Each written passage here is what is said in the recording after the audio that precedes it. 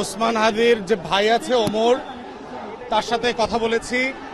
তারা আজকে যে ক্যাম্পেইন করতেছিল আপনার বিজয়নগরে, সেই সময় ক্যাম্পেইন চলা অবস্থায় তারা রিকশায় ছিল। এই সময় এসে মোটরসাইকেলে যে যারা গুলি করেছে তাদেরকে আইডেন্টিফাই পর্যন্ত করা হয়েছে। সিসিটিভি ফুটেজ এবং ক্যামেরা দেখে এখন পর্যন্ত আইডেন্টিফাই করা হয়েছে। আমরা আইন শৃঙ্খলা বাহিনীকে বলছি, অবিলম্বে চারপাশের সকল সিসিটিভি ফুটেজ আপনারা কালেক্ট করেন। বাংলাদেশে স্বাধীনতা সার্বভৌমত্বের আজাদির মুখপাত্র হচ্ছে হাদি, গণ অভ্যুত্থানের ভয়েস হচ্ছে হাদি। অতএব কোনোভাবে এই রাষ্ট্রকে দুর্বৃত্তপনার কাছে আমরা সারেন্ডার করতে দেব না। বাংলাদেশের এই আজাদির কম্প্রোমাইজ আমরা করতে দেব না। অন্তর্বর্তীকালীন সরকারকে বলছি, নির্বাচন কমিশনকে বলছি যে প্রশাসনের উপরে, আইন শৃঙ্খলা বাহিনীর উপরে যেই খুবই অল্প নিয়ন্ত্রণ এবং কর্তৃত্ব আপনাদের দেখতে পাচ্ছি, এই অবস্থায় কোনো ভালো নির্বাচন আপনারা করতে পারবেন না।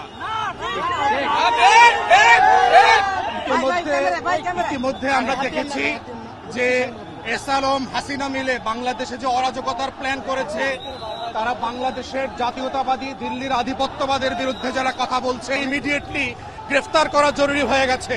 যারা বিভিন্ন রাজনৈতিক দলের ব্যানারে বসে বাংলাদেশে একটা অস্থিরতা, অরাজকতা এবং নির্বাচন ভণ্ডুল করবার চেষ্টা করছে, এই জায়গাগুলোতে ডিপ স্টেটের একটা সম্পর্ক আছে, দিল্লির আধিপত্যবাদ জড়িত আছে।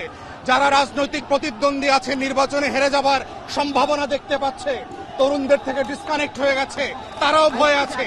এই সব শক্তিগুলোকে নিয়ে নতুন করে প্রতিবাদের আওয়াজ তুলতে হবে। আমরা এই বিচার, এই প্রতিবাদ কন্টিনিউ হবে। আমি সরকারের বিভিন্ন মহলে ইতিমধ্যে কথা বলেছি, যদি প্রয়োজন হয় এয়ারলিফট করে তাকে সিএমএ নেওয়া দরকার, যদি প্রয়োজন হয় দেশের বাইরে চিকিৎসার জন্য নেওয়া দরকার।